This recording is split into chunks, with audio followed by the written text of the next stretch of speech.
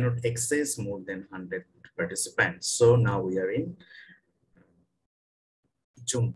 So hello and good morning, good afternoon, good evening, depending on your time and place, wherever you are joining from the webinar. Okay, so dear all participants, are you listening me? Yes, we are. Okay. Yes. Firstly, I would like to thank all participants to join this webinar. I am 𝑣𝒂𝒏𝒈𝒍𝒂𝒅𝒆𝒔𝒉𝒊 at University of Quebec, will be the moderator for this event. Before starting this program, we can recite Surah Al-Fatiha.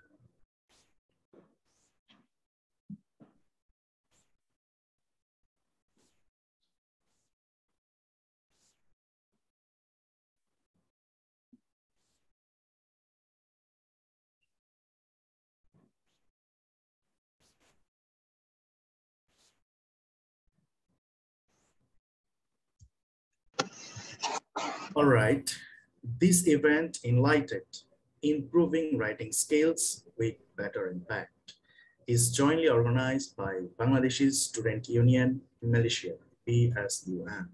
I would like to request you all to mute your microphone to avoid any kind of technical and unexpected interruption.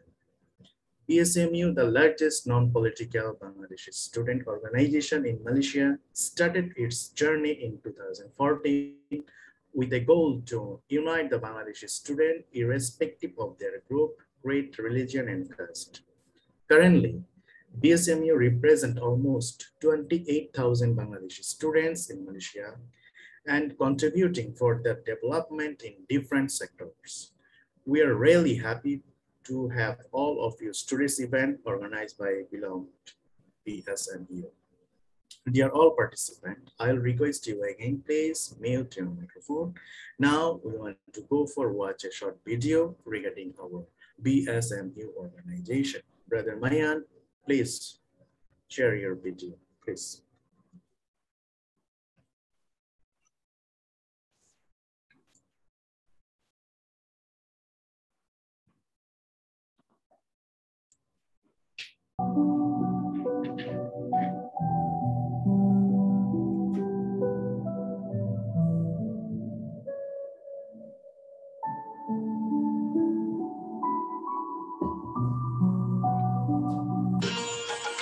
আমার সোনার বাংলা, আমি তোমায় ভালোবাসি,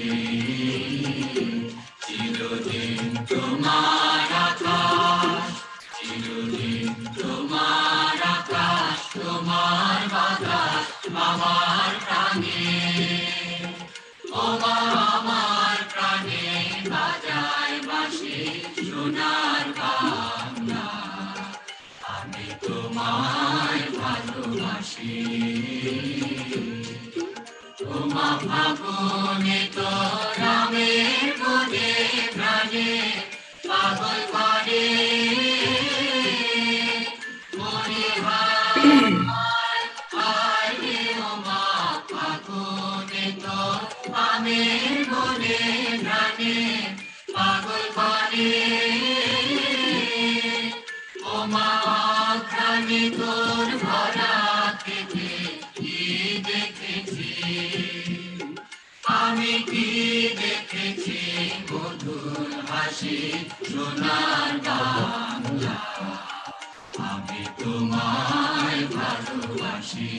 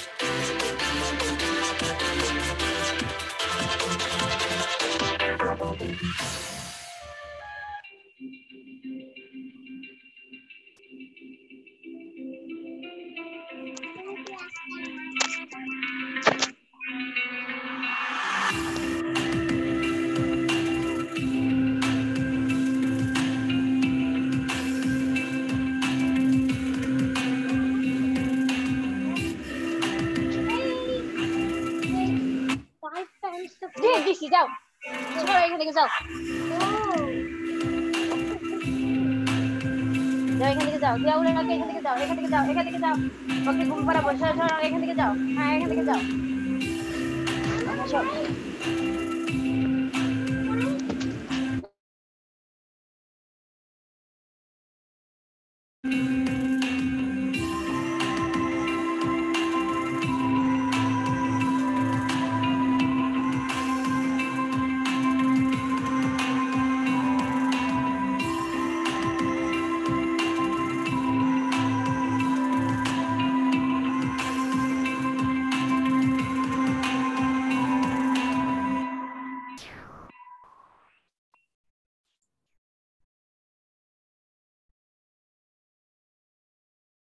Yes, you run. Again. Yes, you run.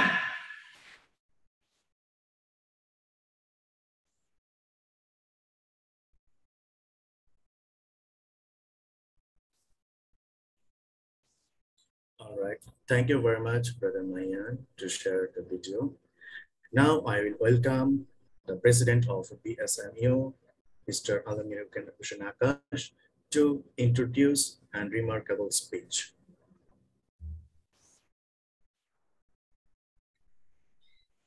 Okay. Assalamu alaikum warahmatullahi wabarakatuh. Can you hear me, Brother Mahfuz? Yes, we can hear you clearly. Okay. Thank you very much for your confirmation. And before starting, I would like to apologize what happened just a few minutes earlier. We're supposed to start from 9. As you see, we encountered a few problems, technical problems, because it's online event and we don't have any hand on it. So it happened actually. We have to accept it. And on behalf of BSU, Bangladesh Student Union Malaysia, as a president, I would like to sincerely apologize for that things. So please accept this apologize. Inshallah, next time we will be much more careful regarding this Zoom and technical issues, inshallah. And I would like to say my salam and gratitude to all the participants who joined today for this event, for this auspicious event. And as you know, we are this event is like one of the most hyped event, I would say, because this is today the speaker to whom we invited as a speaker. I think most of you know about him. He's one of the best research person in this world currently. The current citations of this professor is more than 50,000. I think it's near about 52,000 right now. So it's a huge milestone he already touched. So we are really happy to have him with us. And from BSU, Bangladesh Student in Malaysia, I would like to thanks to the Professor Dr. Saidur Rahman for accepting our invitations and be speaker on this event. So we are really happy and we're really grateful to you, dear doctor. And our moderator already, I think, shared something about the BSUM. BSUM is the abbreviation of BSUM, Bangladesh Student Union Malaysia. This is Bangladesh student organization based in Malaysia. So we represent almost 30,000, 28,000 Bangladeshi students who study in Malaysia. So BSUM started 2014. Since its establishment, BSUM worked for the students in different sectors. As you see, this time we end one of the the webinar on research. So not only research, our BSUM focus on different activities. It could be research, it could be career development, it could be cultural activities, it could be recognize the best students. So we involve so many activities. So we are really happy to have all of you in our platforms. So I think you'd be happy to know that for this particular event, there are almost 650 students registered for this event. It's a huge milestone, huge achievement for all of the, for online events, because we know that because our today's event, the guest is Professor Dr. Saidur Rahman. So I think only for that reason, more than 600 students, is near about 650 students registered for this event. And I can say all of you will be benefited for this event, from that event, because something Prof will share today, which is really important for our writings, for our research. Not only research, writing, improving your writing skills is important in everywhere, in every students. So whether you are a research student or just like a coursework students, or even you are not a coursework students, you are just a, I can say you are a service employee, you are doing your job, even you need to write something every day. So it will help you on it. So thank you very much for your joining. And I would like to announce one more thing, because frequently we arrange this kind of program. So if you guys really benefited for this program, so we can ensure you, we will arrange this kind of program, inshallah, again on our platforms. Please follow our Facebook page, and try to be in our Telegram channel and WhatsApp group. The group you guys are already in. Please don't leave that group. We will inshallah share our upcoming events updates over there. And before finishing, I would like to thanks to the committee members of Bangladeshi Student Union Malaysia, especially the committee members who involved for this event. I would like to mention a few names. The first, the brother Mahfuz, who is one of our assistant of research department. He's doing a great job. Brother Mahfuz, he worked, effortlessly for making this event happen. So I would like to say thanks to Brother Mahfuz. Also Brother Mahmoud from Sano University. He's our very dear brother. He also worked hard for this event. And few members, namely Mahian, Jubair, Madhon, and few others members from BSM committee. They work hard for this, for successful this event, for making this event as a successful event. So thank you very much. I don't want to take much more time, because we already wasted few times. So hopefully you guys will be benefited. And before finishing, once again, I would like to congratulate all of you. I'd like to show my gratitude to all of you for joining this event. Hopefully, inshallah, you guys will be benefited. And before that, thank you very much, Doctor, once again, for accepting our invitation and be a speaker for this event. Thank you very much. Assalamu alaikum. Brother Mahfuz, you can just continue. Thank you very much, Mr. Alangarishan Akash, President of BSMU, for wonderful, warm welcoming speech. Once again, I would like to remember you, all of you participants, please mute your microphone to avoid technical and unexpected interruption during this session. Your cooperation is highly appreciated. If you have any question regarding our webinar, you can type your questions in the chat box. This talk will be divided into 3 segments. Each segment will be 30 minutes of talk, 30 minutes of talk, 10 minutes of question and answer. In the end, we will open discussion. For your kind information, we will take a group photo at the end of the session. Please prepare yourself for the end of the talk.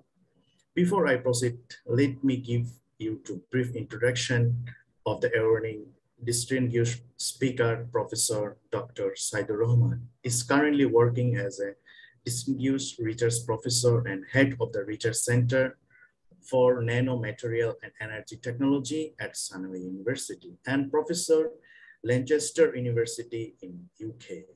He was chair professor in the Center of Research Excellence in Renewable Energy at King Fahd University of Petroleum. Prior joined his KEUFM, he worked for 18 years at University of Malay. Chartability Analysis Thomson Reuters award him highly cited researcher for being among the top 1% researcher for most cited document in the research field for the last 8 years from 2014 to 2021. He has supervised more than 80 post-graduation students so far, and he managed more than 10 million ringgit research grant. It's a huge amount. Professor Saidur Rahman is working in the area of membranes and nanomaterial and their application in energy storage, heat transfer, solar energy, harvesting. Prof. Saidur Rahman has published more than 700 journal papers, mostly in the top-ranking high-impact journals. We can get some information from Google Scholar about Prof. Saidur Rahman. His citation near about 52,000. H index 116, I-10 index 460. Now, I will welcome Professor Saidur Rahman to deliver his important speech. Actually, we are waiting for his speech. I don't like to waste your more time. So welcome, sir. Please deliver your important speech. Thank you, Mahfouz, for the introduction. Assalamu alaikum and hello. First of all, it is our sincere apology for the technical problem. I'm really glad that you have so much patience. Still, all of you are with us. So I can see in my screen, more than 240 participants still with us. So it is an excellent gesture. I'm really excited. I'm really happy to see your patience. Okay, let me share my slides.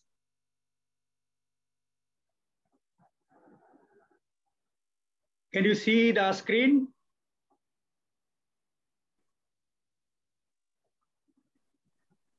Mahfouz?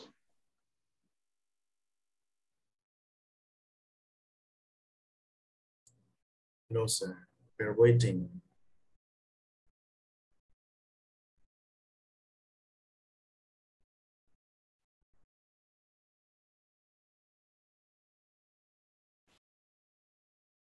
Is it visible? No, sir. Still now is dark color.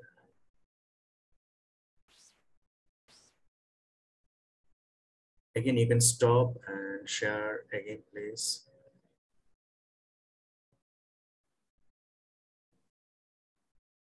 Okay, now you can share, sir, again, please.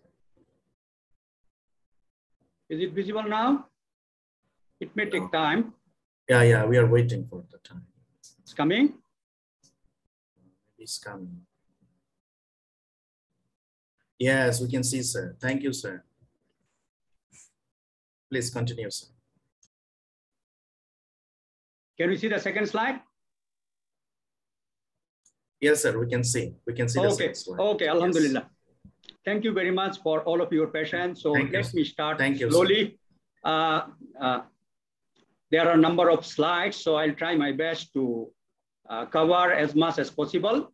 But there is a good news there because I have already created YouTube channel, so certainly you can be there as well. So as you can see, the title is basically improving writing skills with better impact. So as you can see, there are basically two parts. One is writing skill with better impact. So second part is the impact. So I'll try to define also what do we mean by impact along with a number of other impacts as well. But major content basically will be on how our researchers, particularly our PhD students, master students, postdoctoral research fellow, early career researcher can improve their writing skill. As many of you probably know that I have 25 years of research experience. So this basically I'm going to share since I also involved in research, published number of high quality paper, good quality paper. So actually how this paper need to be written. And in addition, I also will share some of other related things with the publication. So let me start slowly. So first of all, actually, we need to understand why Abdul Haq, please don't do this.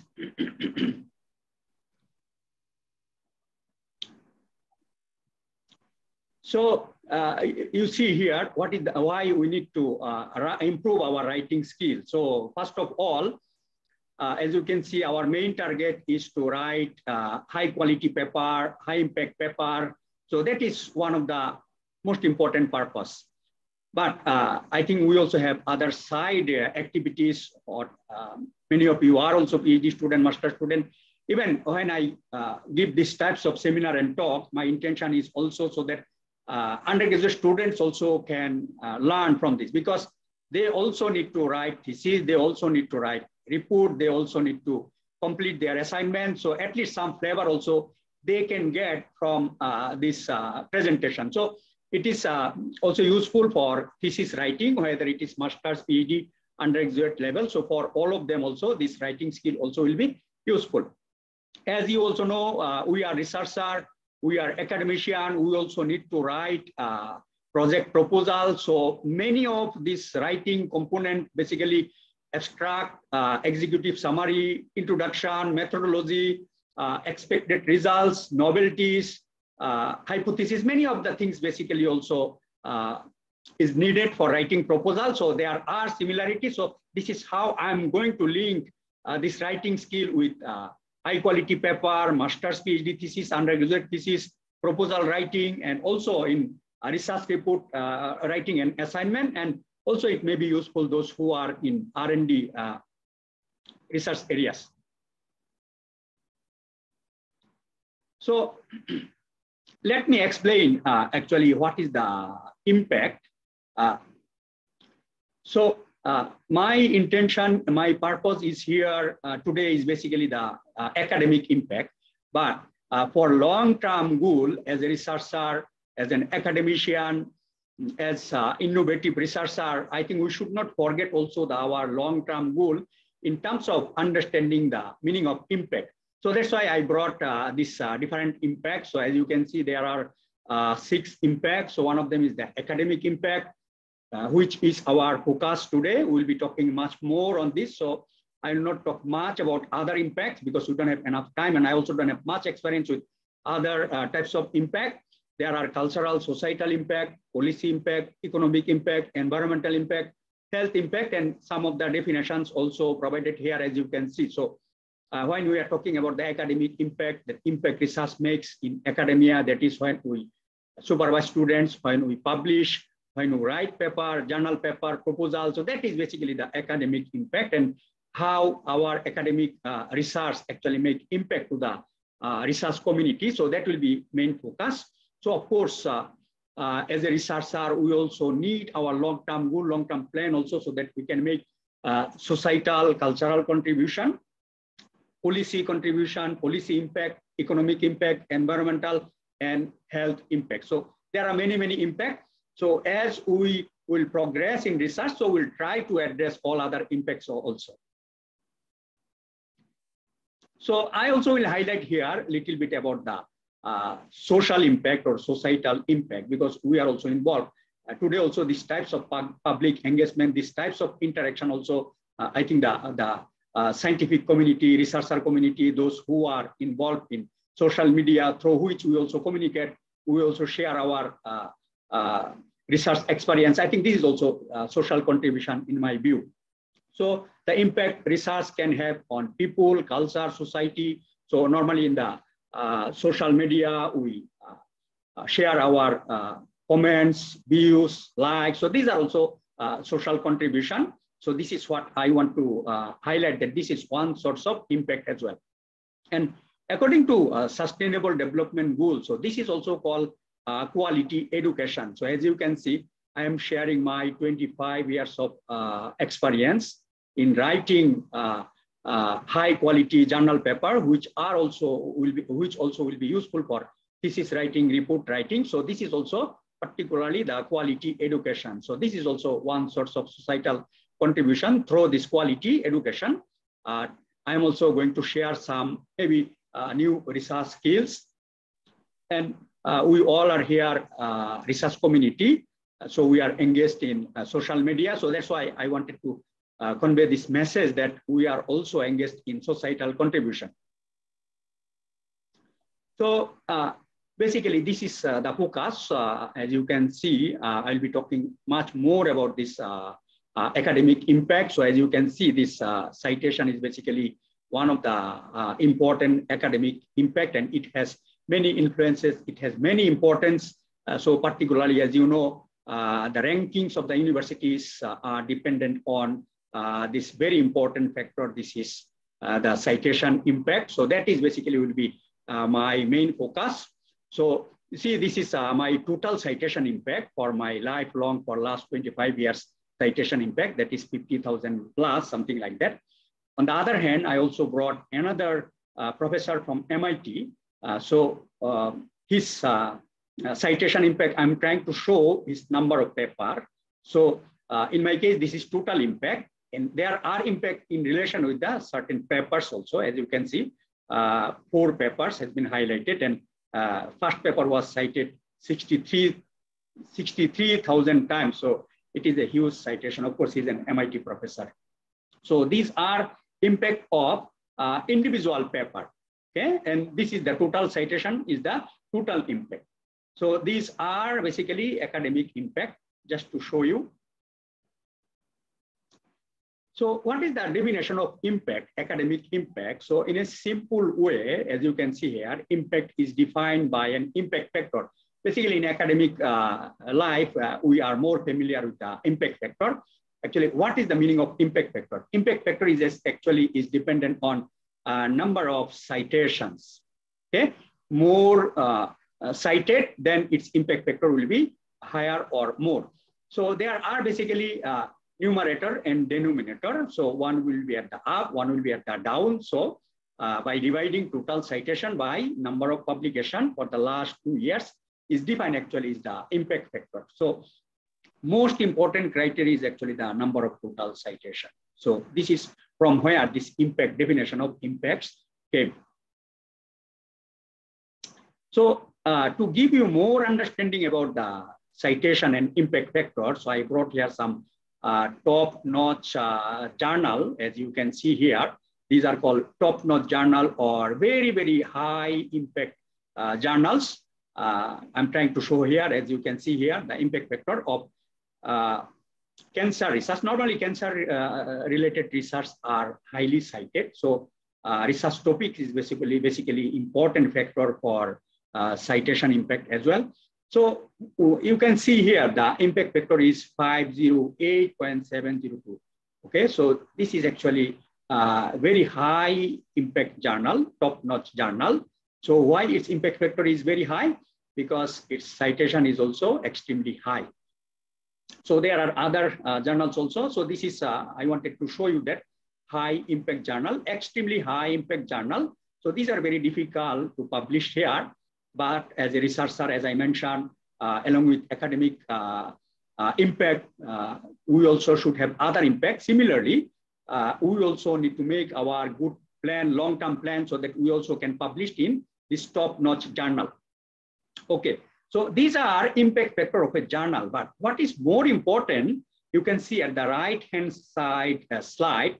So there are 4 or 5 papers. So one of the paper from Energy Conversion and Management published in 2004, and it was cited 2,740. There is another second paper, Solar Energy Solmat. It was published in 2002 and cited 1,632. And normally impact factor of these papers, journals are basically plus minus 10. Whereas you can see there are journals, Science and Nature, which are also top-notch journal. But interestingly, you can see their citations are 0. So it does not mean that if you published even in Science Nature and if not cited, so it does not make that sense. So whereas in the low impact journal, but your papers are already cited. So what is more important? What message I want to convey here, that you see the citation is important. Even though you published in low impact journal, I mean impact factor plus minus 10, okay, but your citation is used. Whereas the paper published in Nature, its citation is 0. So meaning that nobody used it. So it is not useful.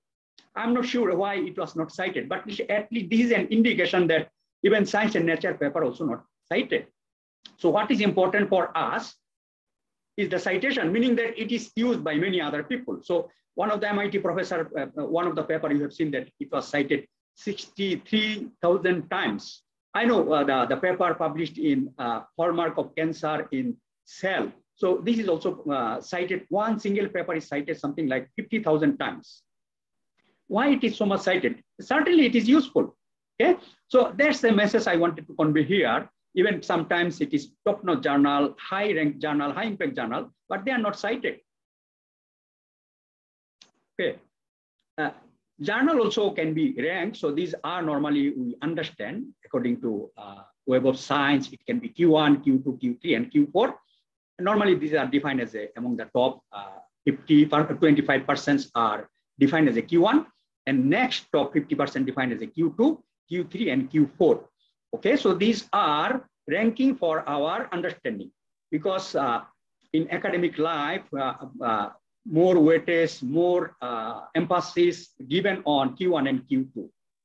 But among this Q1 and Q2 also, there are ranking. So that's why I brought this. Among this Q1, there are also ranking. See, this is one of the journal, Progress in Energy and Combustion Science. Its impact factor is 29 something. So this is Q1 journal. So among the Q1, journal also can be ranked as number 1, 2, 3.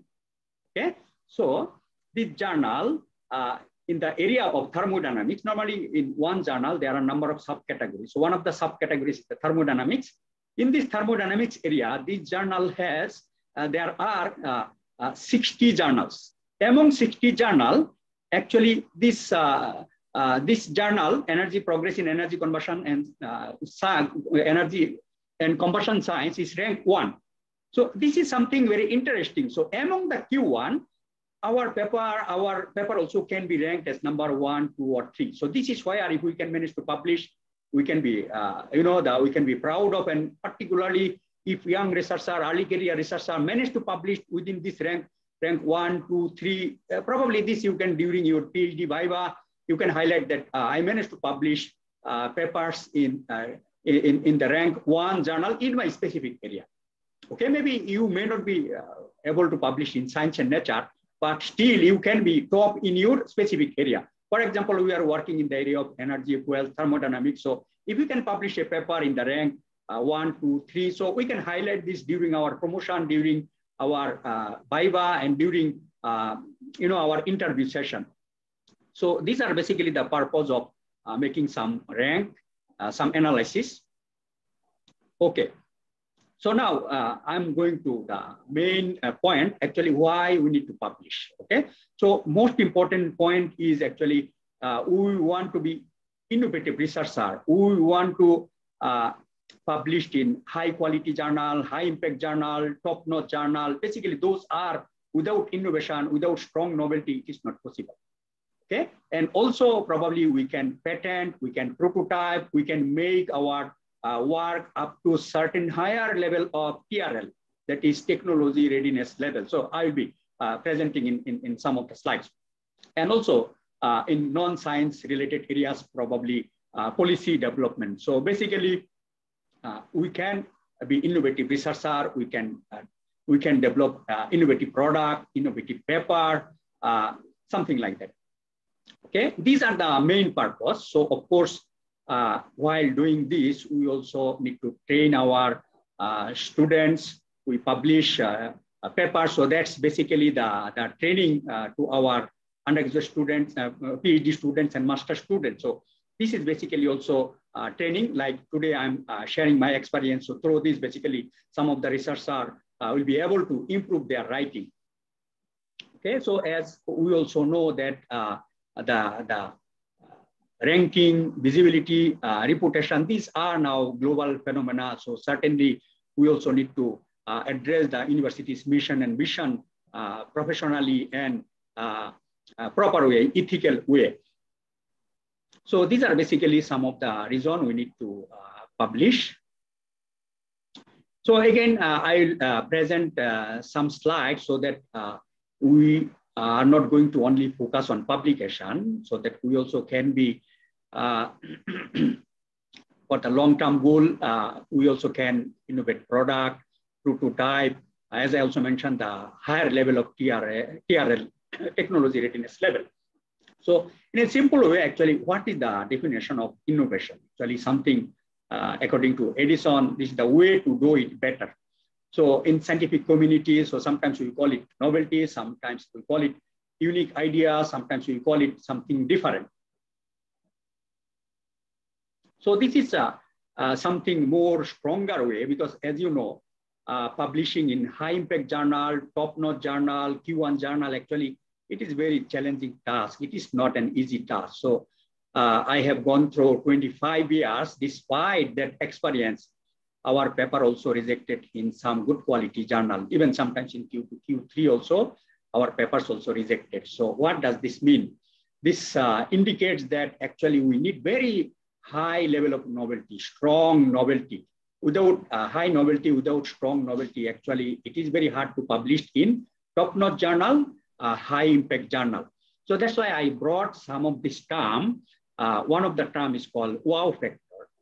Okay, so that if you want to be a prolific researcher, if you want to be a world-class researcher from the very beginning, try to understand this wow factor so that you can address this wow factor in your paper, in your proposal, in your product development, in whatever research you are going to do. So if you keep this in your mind, this basically will help you to be world-class researcher, to be innovative researcher. Particularly, you will be able to publish in high-impact journal. Okay, because these are the important things. Basically, editors, reviewers, your supervisors, collaborators, everybody will be looking for this wow factor, strong novelty, and so on. So what does this wow factor stands for? So it should be winnable, it should be outstanding, it should be worldwide. Okay, so I'll not go much detail because time is limited, at least to give you some flavor that your proposal, your paper should be world-class, outstanding, winnable by the reviewer and editors, so that you can convince the editors, you can convince the reviewers, you can convince the supervisors, you can convince the examiners that your thesis is also wow factor. It's outstanding, world-class. Okay, so to do that, actually, we also need to do some global grand challenge research areas. For example,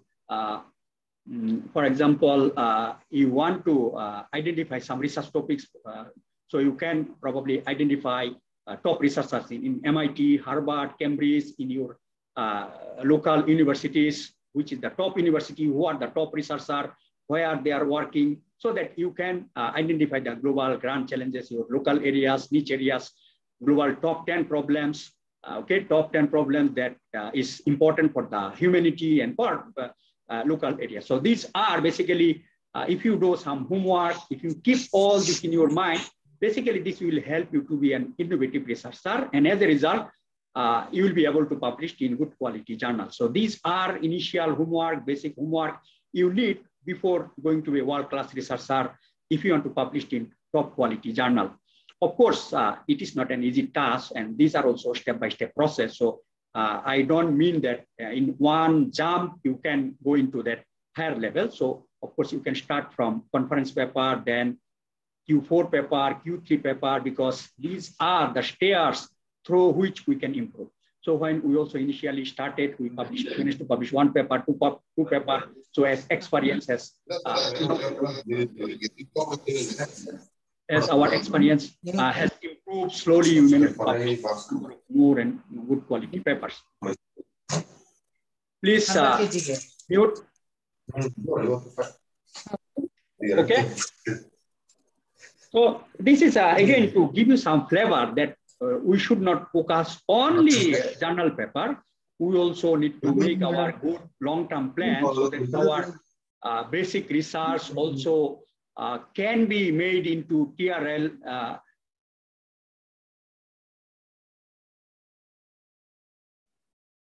technology readiness level to higher level. So always make some plan. It is not an easy task again, because we need huge funding to address TRL level higher and higher. Okay, this one is just to give you a flavor so that you can make a better plan. You also can make your research into commercialization, prototype, and product development stages. Okay, so these are important things. Basically, I'm going to highlight a little bit faster, why we need to publish in academic life. These are the things basically we experience. So basically when we are going to apply for local funding, international funding, major funding agency always will be looking for how many papers we publish, what is the H index, what is the citation impact, all these things, so that there will be return for their investment. So in Malaysia, particularly, in top universities, normally these are requirement: 1 paper, 2 paper, Scopus index paper, ISI paper. These are also requirement. But to me, I think this is the best training, because if you manage to publish 2 or 3 good quality paper, basically this also will help you to write a good quality thesis. And in the long run, actually, you are going to be a good researcher, so that your writing will be improved, your innovation capability will be improved, your novelty capability, your higher level of novelty can be addressed through the publication. As I highlighted, without strong novelty, you cannot publish in Q1 journal, Q2 journal. So these are basically, in my view, the best training for the young researcher, early career researcher. Also, we know that to get our promotion, there are certain number of papers, citations are needed. So that's why these are important things. So there are more points here. I have summarized here. So when our student managed to publish good quality journal, actually, they become more self-confident, and they try to tell each other that, hello, my friend, I managed to publish a paper in Q1 journal. Okay, this basically boosts their confidence, and as a result, later on they can publish more high-quality paper. This also, as you know, we supervise students. We also attract students. So if our profiles are not strong, actually we also cannot attract the students. Students are also smart. So to show that we are the potential supervisor, I think to attract the students, to attract the collaborators, that's why this publication is also important. And to generate new ideas, advance in science, I think that is in the first previously I mentioned, that is the actually most important thing. We have to do research actually to advance the science, to generate the new ideas. Okay, to get comments. So when we constantly publish, actually, the one paper is coming, another paper is going to submit. This basically reviewers giving comments, editor giving comments, your supervisors giving comments. So this is actually a cyclic, continuous quality improvement process. Okay, so by publishing, actually, you are getting some free comments, some critical and constructive comments from the reviewers, editors, collaborators, and this is actually the way to improve. Because we, as a researcher, nobody is perfect. So if we get constantly comments from the reviewer, editors, supervisors, collaborators, this basically helps us to improve. So for example, I have published 500 high quality journal papers. So let's multiply by 3 reviewers. So 1,500 review comments. What does this mean? This basically helps us to improve further and further. Okay, so we basically constantly improving, and slowly we are also raising our bar. So from impact factor 10 to we are trying to raise into 15, 20, and 30. Okay, so if we become also prolific researcher, actually you will not face difficulties to attract the collaboration, because collaboration is a lifeblood to sustain our research. Okay, to sustain our research, to maintain our productivity, actually collaboration is very, very important. So basically, when you will have number of good quality paper, other people will invite you to join their team, to jointly supervise, to review their paper, to edit their paper, to improve their paper. This is the way also you can be a prolific researcher. Of course, to get a job, these are important criteria, along with the other innovative content. Certainly, this is an important. So when we want to recruit research fellow lecturers, so we always look for high quality journal, how many citations they are, where they publish, what is the position of the author. So that's why this publication has huge impact. And of course, by publishing, actually, we are disseminating the knowledge, we are advancing the science, and so on. And also, I want to share my experience. As you know, I came from Bangladesh, from Buet in 1997, with just like some of you know, with empty hand. So after being here in this academic life for last 25 years, now constantly I am getting a lot of invitation from Middle East, Australia, South Africa, actually to evaluate their PhD and master student thesis. So this basically also an international recognition. I don't ask them. Normally they search and they find my name, and as a result, they invite me. Not only that, they also gave me some honorarium. I think these are also motivation for us. Okay, so we have recognition. We work as an examiners, or also time to time I evaluate number of international research grant proposal, and also the promotion from associate professor to professor. So recently I have evaluated many proposals and also the promotion. So this also, the academic recognition. And at the same time, there are some honorarium. So certainly this also makes us a little bit motivated. So as you can see, I have taken this from one of the local universities promotion criteria. So there are many weightages. So as you can see, publication has basically 30 to 40%. Okay, and of course there are supervision is also the research component. So basically this research component has 40 to 70% weightage. So this is what I am trying to show you, that this high impact publication research has a huge importance for your academic career. Okay, so now I'll go through very quickly, and many of the things basically through LinkedIn, YouTube and Facebook, since I'm active there. So this is just to show you that that I came with empty hand in 1997 with CGPA 3.25, something like that, in 1997. So after 25 years of my academic career, after working hard with my team members, collaborators, so as you can see, I never planned like this, but if we work hard, if we do the quality work, if we published in high quality journal, certainly this will reward academically.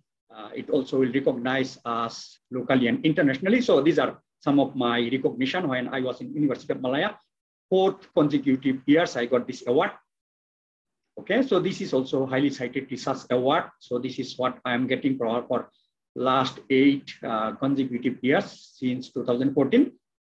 Okay, so these are some of my recognition. I'm going to quickly. So this is also given by Sano University. Okay, so these are recognitions. Certainly, if you work hard, so this will motivate us also, and certainly these are local and international recognition. This will make you probably in world-class researcher, and particularly it also will help you to be promoted faster, higher level of promotions, and so on. So now let me go through about the main content. Actually, writing skill is actually here. So formation of a good title. Actually, a catchy title, attractive title is the first thing you need to do. But however, due to title, actually our paper will not be rejected. But if title is attractive, if title is catchy, again, there will be impact, because we are looking for here high impact or citation impact. So I will not talk much about the citation impact, but how citation is related with our content. So one, I mentioned that topic. So you have seen some of the topics, some of the top-notch journals. So that's why I mentioned also wow factor. So if we address all those things, basically this will make our work highly citable, okay, highly useful. So one of the point is that if our title is attractive, catchy, free from mathematical jargon, free from abbreviations, it is easily understandable by any other layman's type people also, then it will be attractive, and probably researcher will go into dig out into the details of the paper, and as a result, there are possibilities that it will be cited. So title also plays an important role to entice the potential readers. But due to this title, actually our paper never will be rejected. Our thesis never will be rejected. So what will be the point? Actually, there will be some comments. Some comments will be, for example, title does not reflect the content. It is not attractive. It is not catchy. It is full of mathematical jargon. So to avoid that, basically, this is my practice. Since my students, my collaborators work on a certain paper for a certain period of time, so they know the whole content. So to bring the whole content, actually, I suggest them to come out with 8 to 10 keywords. From that 8 to 10 keywords, actually, initially, they can remove some of the unnecessary or weak keyword. And let's say there are 5 strong keywords, and then join them, discuss with your supervisor, and as a result, you can form 3 draft titles. So if there are 3 draft titles, if I am supervisor, I am also involved with their work. So if I have a look, and then I can give my input, I can give my feedback, and as a result, basically we can make a better title. So this is the practice. If you also do this practice, certainly your title will be better. Okay, so example of a good title here. thermal energy conversion in nanofluids. So as you can see, this is an attractive title. This is a catchy title. And another title is also A Guide to Writing Articles in Energy Science. Normally, a title should be around 12 to 15 words, not too long, not too short. So if you write this way, I think this will be catchy title. So I have actually prepared a video in my, as you know, the presenting each and every detail. Sometimes due to lack of time, it is very hard to present comprehensive way. So that's why I have basically created YouTube channel. So I have uploaded one video on this, how to write an effective and attractive title. So some of my students actually will share also in the link my YouTube channel. So there are a number of content I have already uploaded. So time to time, please subscribe and have a look, watch my videos, because that is already stored there. So at your needs, when you really need, you are going to write your title, when you are going to write your abstract, certainly you can go and have a look, you can benchmark, you can check, and as a result, I'm sure that this will help you. So that's why to make it more constructive way, more comprehensive way of writing, with as much as details possible, I have created the YouTube channel. So more details are actually provided there for this writing a good title. Okay, for the abstract also, I have uploaded in that YouTube channel, but I'm also going to share here some of the content. So actually, the abstract should be short and precise. Actually, in scientific writing, these short and precise words, terms are very, very important. We are not allowed to write, excessive amount, too long, and a lot of contents there. So that's why it should be short, precise, so that people can understand easily. Because sometimes researchers, scientists also don't have enough time to read lengthy content. Okay, it also should not contain too much details of your experimental setup. So abstract is basically a summary of your whole content.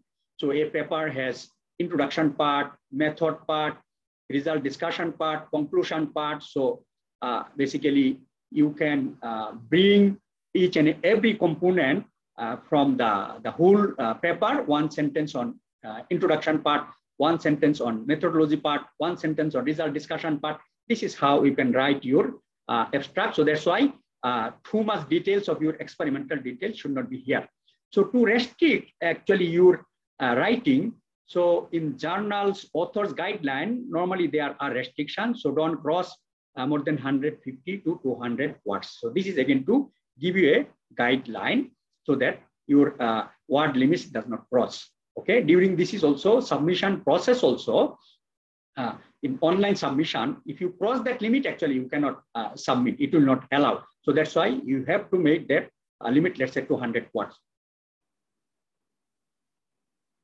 So normally in writing abstract, there are young researchers face difficulties because they don't know, they are not trained, they are not sometimes taught also. As you know, some supervisors are very reluctant. They even don't know how to write the abstract. So as a result, students suffer. So to overcome all those challenges, basically I have written in this way. So sometimes it is not structured, it is not balanced. And also, as you know, we are researchers, we are scientists. So our research should be specific value in terms of numerical number, in terms of percentage value. So that's why rather than this emotive terms, actually it should contain exact value, exact percentage value. This is what I have highlighted here. For example, 64% improvement. So we are not, we should not write this term huge, significant in our abstract, in our scientific writing. So always it is better to write exact value, exact figure in terms of percentage, in terms of value, in terms of temperature, and so on. So sometimes abstract also does not contain major findings. So this is one of the challenges. So now I will give an example that will make all this clear. So this is called a structured way of writing an abstract. So as you can see, there are background information, there are objectives. So normally from your whole paper, you bring 1 or 2 sentences on each of the component. For example, some component on background information, 1 or 2 sentences on background information, 1 or 2 sentences on objectives, 1 or 2 sentences on method, 1 or 2 sentences on results and findings. So this is how we can make your abstract structure, and balance. So what is the structure? Actually, these are the number of components that will make your abstract structure. Balance meaning that you are not excessively writing only one component. I mean the background information, not only the abstract does not contain only the background information. Okay, then it will be imbalanced.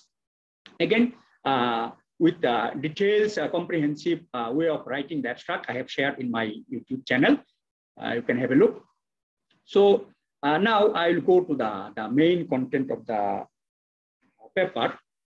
This is to remember, to keep ourselves in our mind easily. This is called IMBRAD.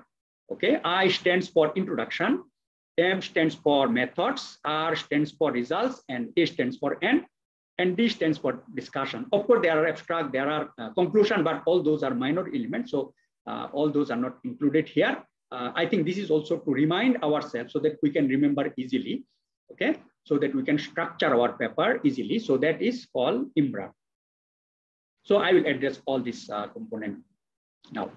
So introduction is basically actually the why we need to convince the readers that why this work is important. So to address the question of why, okay, this basically address the question of why our works are important. So introduction section should contain brief statement of the need for the investigation, why this work is important. So if you read the introduction, actually you'll see that they are trying to highlight that why this work is important. Many other people also has done this work, and also there are problems in this research area, so that's why this problem need to be solved. Review of up-to-date literature. So this should be supported by up-to-date, latest and relevant literatures. Okay, so up-to-date. Normally sometimes researchers use very old references, so that is not up-to-date. And also it should be relevant. Content should be relevant with your content. Literature should be relevant with your content. Okay, this section should highlight, actually, as you have seen, I have addressed the wow factor, global grand challenge.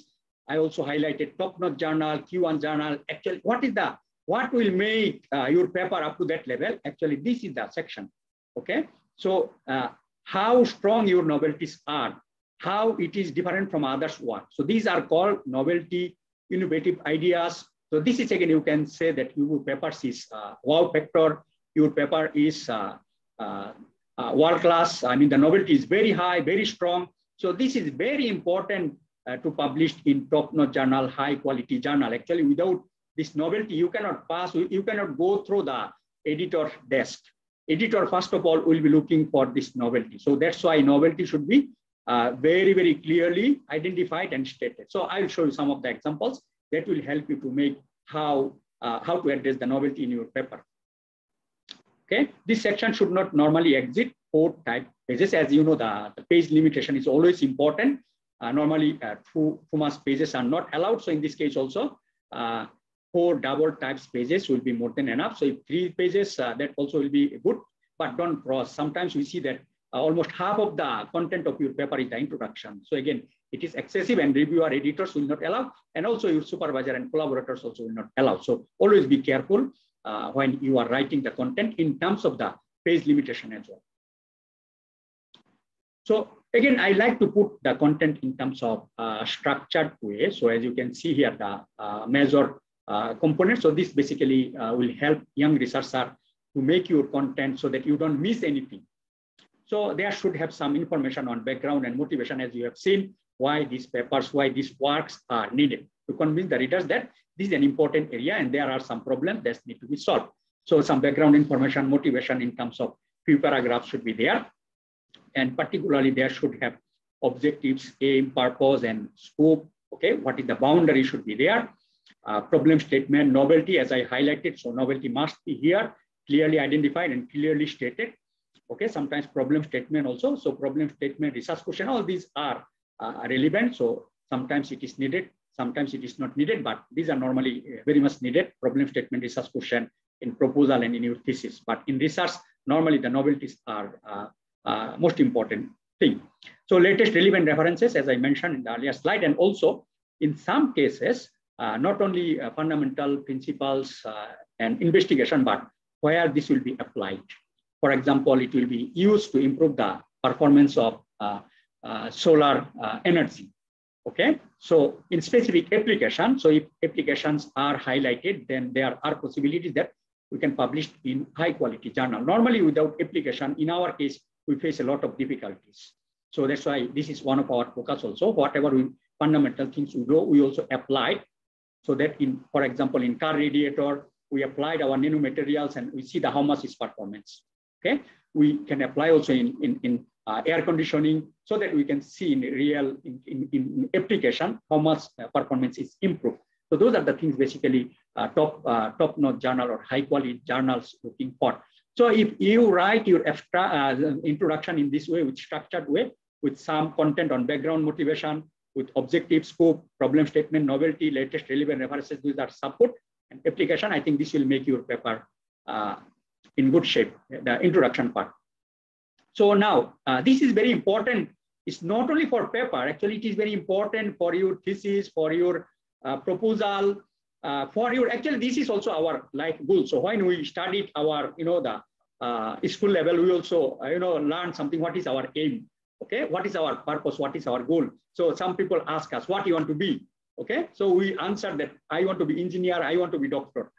Okay, so these are basically aim, purpose, goal. So in a paper, actually, there should have specific objectives, goals. So these are the ways to write the objectives, because some researchers write it in a way that it is not achievable, it is not measurable, and it is something like a dream. So to avoid all those challenges, all those issues, actually, if you write the objectives in a smart way, that is called, it should be specific, it should be measurable, it should be achievable, it should be attainable, result-oriented and timely. This will make your objective smart, meaning that you can achieve, for example, you are aiming to publish something within 6 months. So you have to plan within that 6 months. So you are not aiming your work for 2 to 3 years. So if your objectives are something like 2 to 3 years, then definitely it is not within the time frame. And also it should be measurable, achievable. Something we should not write that is never achievable. For example, we are going to measure some properties. Okay, this is possible, this is achievable, this is measurable. So it also should give some results. So this is the one of the ways in outcome-based education, actually, these are the ways to write objectives. So this again, to address the depth and breadthness. As you know, in scientific community, undergraduate level, master's, PhD, so these are higher level.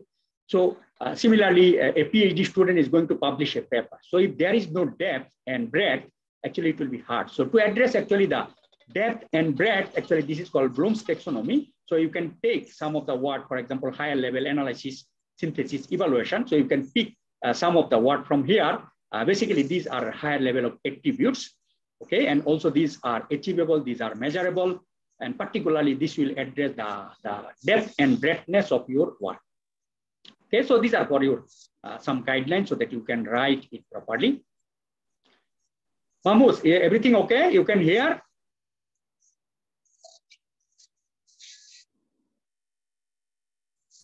Yes, sir. Everything is okay. I'm hearing. And it's okay. Let me continue. Okay, so this is very important.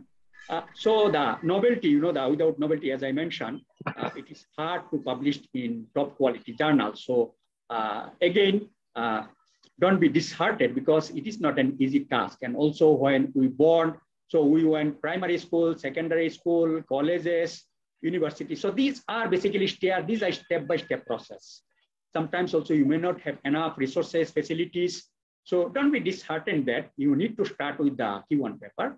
Certainly you can learn, you can improve, you can be at the bottom of the stair where you can write a conference paper, you can write a review paper, you can write a seminar paper, you polish it, you improve it further, and slowly you raise your bar. Okay, so that's why I highlighted here, novelty can be very poor, very low, very marginal, very high level. For example, you want to publish in top-notch journals. So of course, there should have breakthrough results. Okay, so sometimes you are just simply doing, it is useful, novelties are not that high. So you can try in conference paper at low impact journal, Q4 conference paper, so that you can learn also slowly. Okay, but always aim for the best, top quality and higher level. Read literature from all databases. So this basically will help you to identify strong novelties, who has done what. These are basically the scientific approach, scientific process through which actually you can identify your research gap. Scrutinize more relevant papers when you are reading many papers. So particularly you read few papers, okay, and identify what they have done, what they have not done. Read the introduction part. Normally the introduction part, there are a lot of discussion, who has done what, okay. So this also will help you to identify the novelties and research gap. Read recommendation, future direction of the article. So normally these are some of the future work which need to be done. This is basically the other researchers are helping us.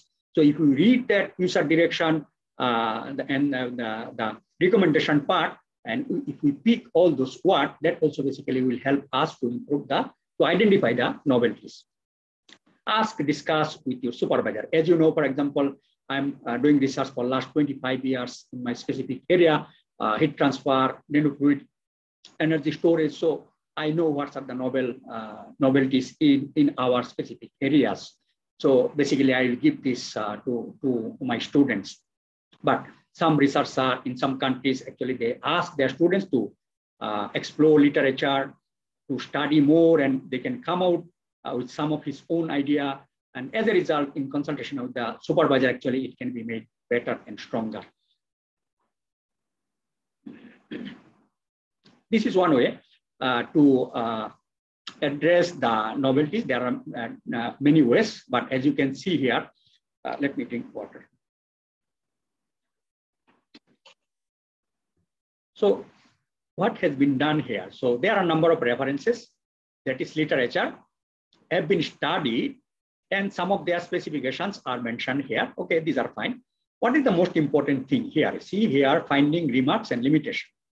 So actually, these are called also strength, weaknesses, many other ways in critical review of literature, I will tell you. But particularly here, I want to highlight that these are strength and weaknesses or limitation, or what has been done and what has not been done. What are the challenges in the literature? For example, this is one of the paper published by 𝑤𝒂𝒏𝒈𝒍𝒂𝒅. Okay, so in their case, you see there are written here the location of plasmon resonance peak for this. So these are basically some findings.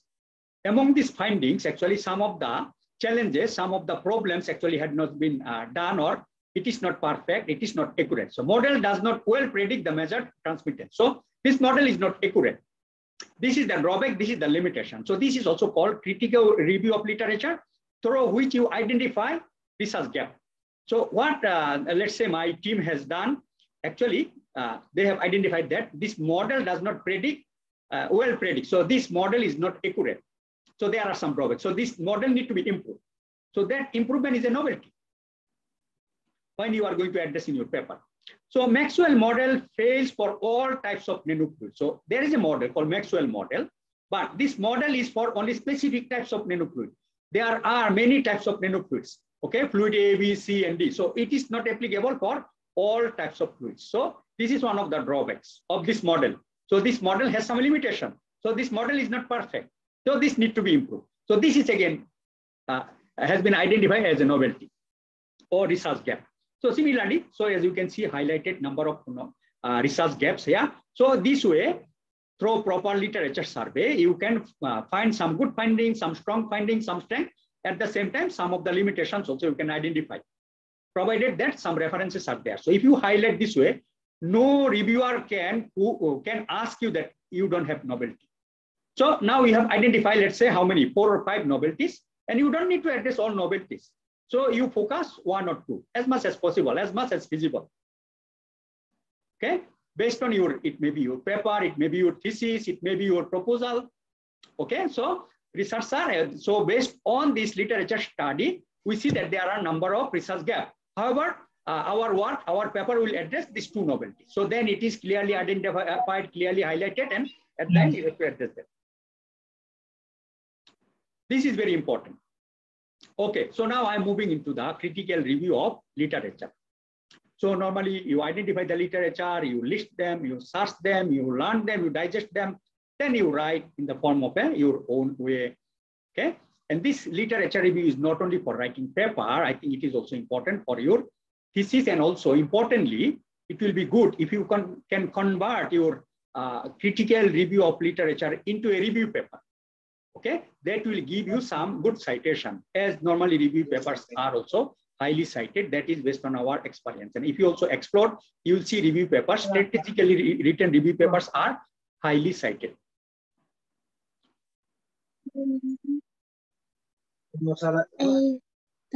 Please mute. Okay, so this is one examples of how to write critical review of literature in the form of a table. It can be in the form of figure as well, but due to limitation of time and also in future, it is my strong intention, and there are requests also, how to write a review paper. So that is actually my next plan. I will upload a video on that at my convenient time. So each and every details actually I will be presenting over there. So this is one way of addressing critical review of literature. As you can see, there are a number of papers has been studied, number of parameters. Again here in the findings, limitations, what I have presented in earlier slides. So you try to highlight here some of the research gap, some of the challenges here. So this is a very important summary. This is addition based on my recent study, discussion with my student, based on my teaching of research methodology. Actually, what is the meaning of critical review of literature? As you can see, if I'm going to talk, this will take another 1 hour. Just to give you a flavor, what is the meaning of critical review of literature? Actually, this work will make your work actually highly critically review of your literature. So what does that mean? You did some analysis that is something new compared to available literature. It should be different. So there should have some discussion, some are maybe controversial discussion also should be, you may be able to identify. So discussion in the form of controversial. Some you can say there are lacking discussion. Some of them you can say that inconclusive or too limited. So these are the ways to identify the gaps, weakness, what's the deficiency, what's the limitation. So if you write your review, critical review of literature in this way, for your thesis, for your review paper, certainly you can publish in high impact journal. Okay, so these are the different terms. If you apply this, but this need to be learned, this need to be addressed. So it is not an easy thing. So that is what I'm going to address. I'm going to give examples in my review paper in the next presentation, which will be uploaded in my YouTube channel. So these are the ways to make your review, critical review of literature, which will be very, very good for your thesis, for your proposal, for your review paper, and also for your writing a paper, because in the introduction section, actually, you need critical review of literature. Basically, that also will help you to identify novelties.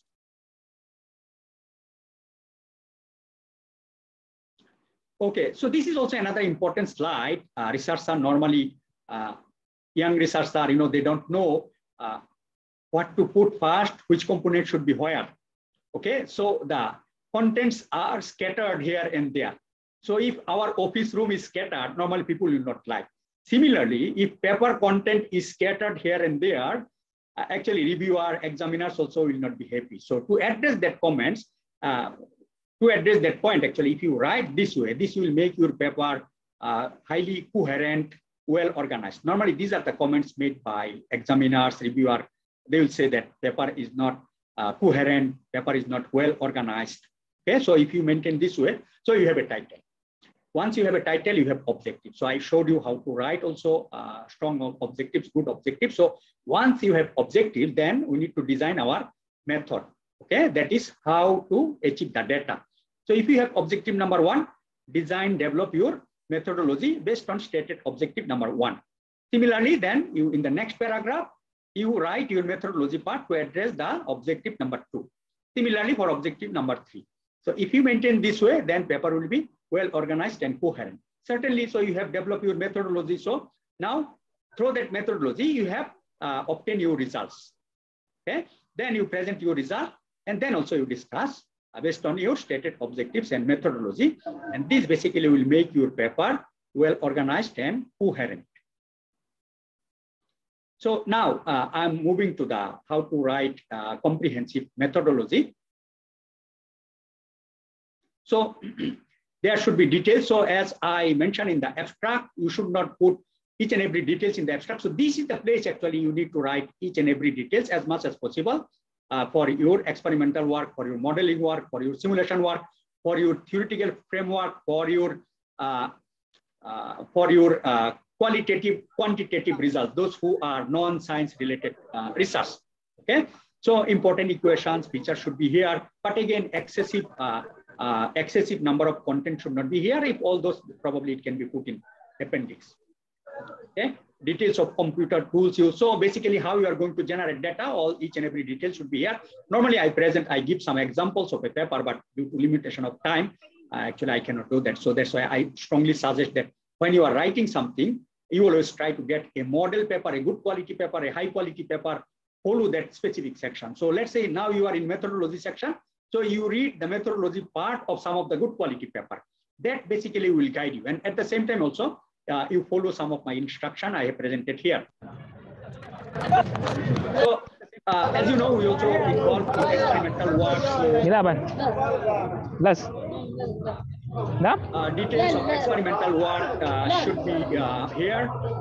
Okay, facilities, specification, material use, justification, all should be here. Each and every details should be here. So normally in non-science work, so there are interviews, focus groups, participant observation. So these are the things also, each and every details as much as possible, you need to highlight it here. So again, these are for non-science related research. So it can be qualitative, quantitative, mixed method. Okay, so these are the ways to obtain the data. So each and every details should be presented here. So normally in good quality writing journals, actually the statistical analysis, sensitivity error analysis actually will make your analysis very, very strong, robust. So that is basically in our instrumentation in undergraduate we studied. So that is called the statistical analysis, sensitivity error analysis. Basically, we put the error bar, we put the tolerances 5%, 10%, so that will tell you how strong our results are. Then also this also we will be able to compare with the literature, and as a result, we can see the strength of our results, robustness of our results. This is very important in scientific investigation, particularly when you are going to write a good quality paper, high quality paper. Actually, the reviewer examiners are looking for these types of analysis to see the strength of the result, robustness of the result. So that can be done by statistical sensitivity or error analysis. Okay, this is important part actually. This is where the strong reviewer will be looking for how strongly you have analyzed your results. So critical analysis of the results. So critical analysis, reasoning phenomena, mechanism behind, comparison, validation. Okay, so this will make your discussion section very, very strong. Okay, so one of them is called critical analysis, reasoning phenomena, comparison, mechanism, validation. Okay, so this basically will make your work very, very strong in terms of discussion. So that is what is called the critical analysis, critical discussion, critical or reasoning phenomena. So if you have simulation work, it is always good that you need to validate through experimental work, through the literature studies. Otherwise, it will be hard for you to publish, because as you know, the simulation has some uncertainties. So to avoid all those uncertainties, actually this validation is very, very important. So again, the quality of your presentation, quality of work is also important. As you can see, if your works are like this, so poor quality of your figures, presentation, certainly these are called the presentation, okay, or quality of your organization, quality of your writing. So as you can see, this is extremely poor quality, something just copy and paste. So please don't do this. So certainly this is not good practice. So this is another way. Sometimes researchers want to put many results. They want to make number of figures. Okay, that is also not good practice in scientific writing. So as you can see, these are 3 figures actually can be concise into 1 figure. Okay, so 3 figures has been combined into 1 figure. This is the way to make your results compact, concise, as you have seen in writing the abstract. It was mentioned that please write it in concise way, okay, and compact way. So this is one of the examples. So this is very important. So if you can understand this, address this in your paper, actually this will make your paper always very, very strong. So these are the few points. So one of them is actually strong reasoning phenomena. Don't write one-liner, one sentence like how the undergraduate students write. At least one paragraph should be more discussion, some comparison should be there, some validation should be there. So as strong as possible. Sometimes also highlight what is the mechanism behind, okay, with some evidence, with some image, with some graph, with some drawing, as much as possible. Okay, so there should be strong reasoning phenomena. That is science. Highlight of your originality. So in introduction, you mentioned that you have the originality. Now you say that this is the best method. This is the cheapest method. So our results are 20% better. That is what you aimed for. Okay, so originality should be highlighted through the results section here. Validation comparison, it is very, very important as I mentioned in the previous slide. Okay, so always try through literature or through experimental. So if you have experimental work, do the validation with the modeling, simulation, or with the literature part, using the literature data. Error statistical analysis, I think that one I mentioned, no contradictory statement. So what happens sometimes you are going to submit as fast as possible. So as a result, there are some logical error. You know, in one section you are saying it is increasing, in another section you are saying decreasing. And sometimes also you forget to put the appropriate number of figures and tables. So you put the figure number 4, actually it is not 4, it is maybe 6. So this happens due to rashness. So don't do any work at rushing mood, because that will make your paper very, very poor, and sometimes maybe it will give a very wrong impression. Okay, so there should not have a redundancy. Sometimes same data presented in tables, both tables and figures. So present either in tables or figures, which will represent in a better way. So here also in the result discussion section should not be methodology. That is what I meant, the coherency. Okay, so you should not bring methodology in the result and discussion section. So young researcher, early career researcher face this difficulty. Sometimes they also don't know what is the methodology. So they bring this content also in result and discussion section. As a result, it made the paper also very messy. Good quality figures, tables with appropriate legend. I think the quality I have shown here. Think what should be presented first, what should be next. Sometimes in the original paper, they present literature first. So it will give an impression that this is a review paper. This is not your original work. So this will give a wrong impression. So to avoid that, always present your own result first, and then you present literature data to compare. So with this, I hope that your analysis can be strong. Certainly, you always follow some model paper, high quality paper, how they have analyzed their part. Okay, some mechanism should be there, more reasoning phenomena. So with this, I think if you address this, certainly your paper will be strong. So now I'm at the last part of the conclusions. Basically, you know, you have the objectives. Now you need to show that your objectives are achieved. These are basically concrete findings based on your stated objectives. So it also should be short and precise. Don't write so much word. Again, here also originality can be highlighted. Very important points only. You see which are striking findings, important findings, because there are many, many findings. So striking findings, important findings are should be highlighted here.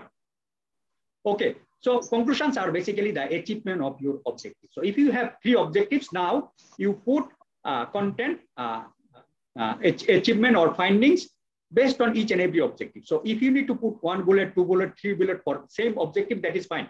You also can write in the form of a paragraph. So different reviewer, different examiner like in different way. So you can write in a bullet form. You can also write in the paragraph form. Must tally the objective. So if you have 3 objectives, now you have to show that all objectives are achieved. Must be measure findings. So this is basically also called the findings of your what? Measure findings. And discussion, no reasoning phenomena should be here, because you have result and discussion section. You should put there. Okay, a very brief discussion probably. So this is, as you know, is the measure findings. So concrete findings. So you can say that this is the best method. So we managed to get the 20% improvement of our results. Okay, it is a cheaper method. So something like that will be examples of conclusion, and certainly you follow some good paper, model paper that will guide you to write a good conclusion. This is how I practice also. When I face difficulties, even though I'm experienced, I try to get a good thesis, I try to get a good paper, and then I see how they have written. This is how I also improve myself. Okay, so now, as you know, we face a lot of difficulties also today during this presentation. This is just to remind you also. I spent some time, and also all you are waiting patiently, eagerly to listen my lecture.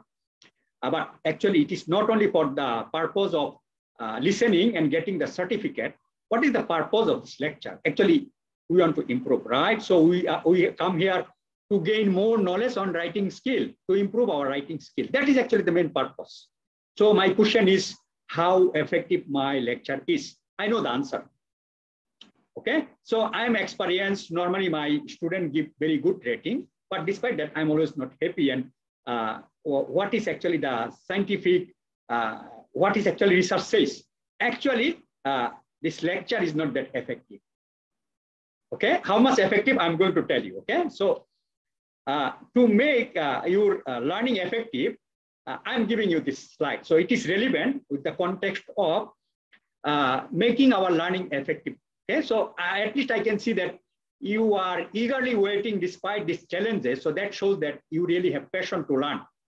Okay, Alhamdulillah, thank you very much for your patience. Okay, that is one part. But this learning actually through this lecture are not that effective, as you can see. These are based on research. What is the effective method? So in this case, particularly, I would suggest, so that's why I have created YouTube channel.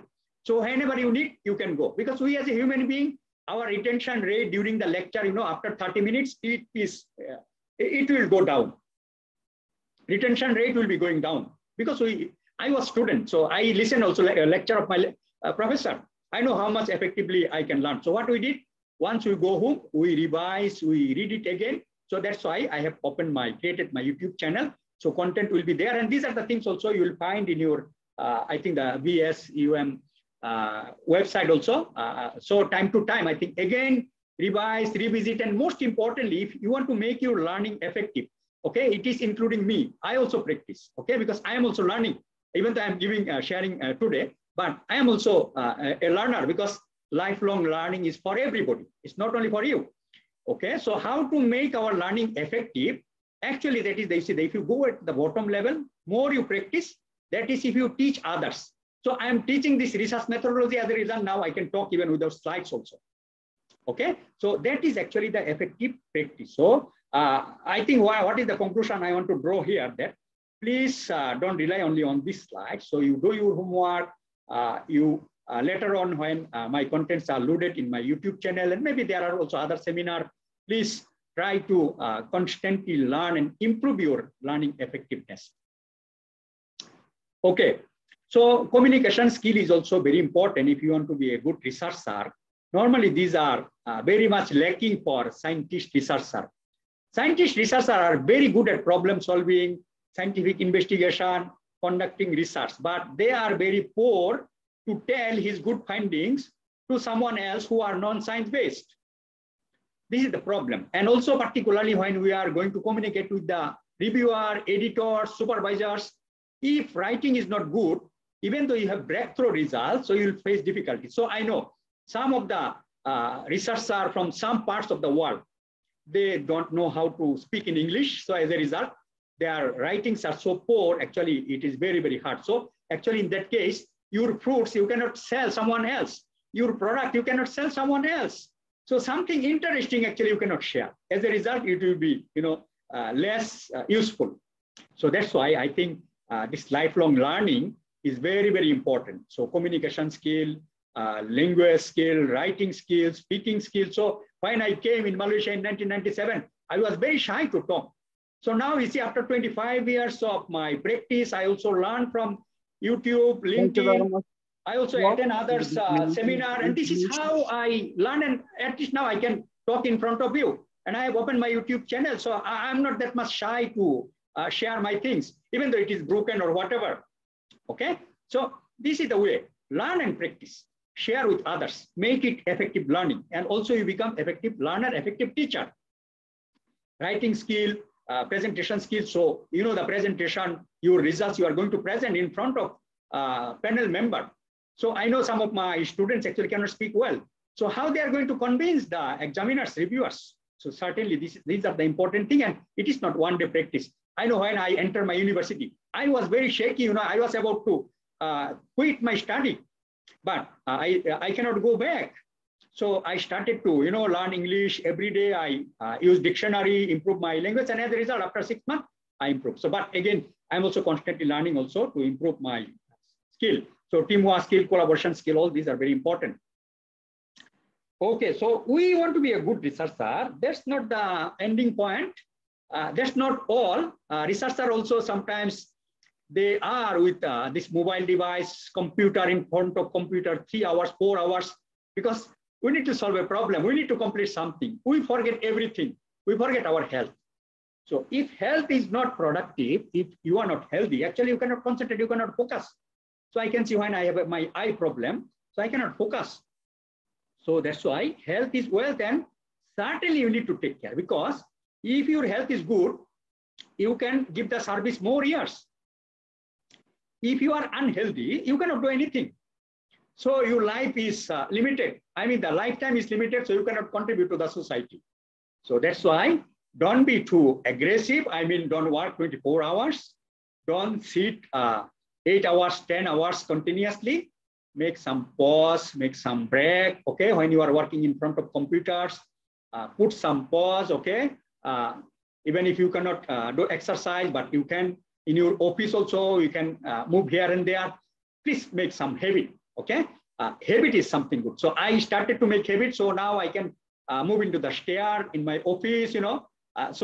I can do some work, you know, so I can go for shopping. This also helps me to avoid long sitting. And also the mobile devices, you know, computer has radiation.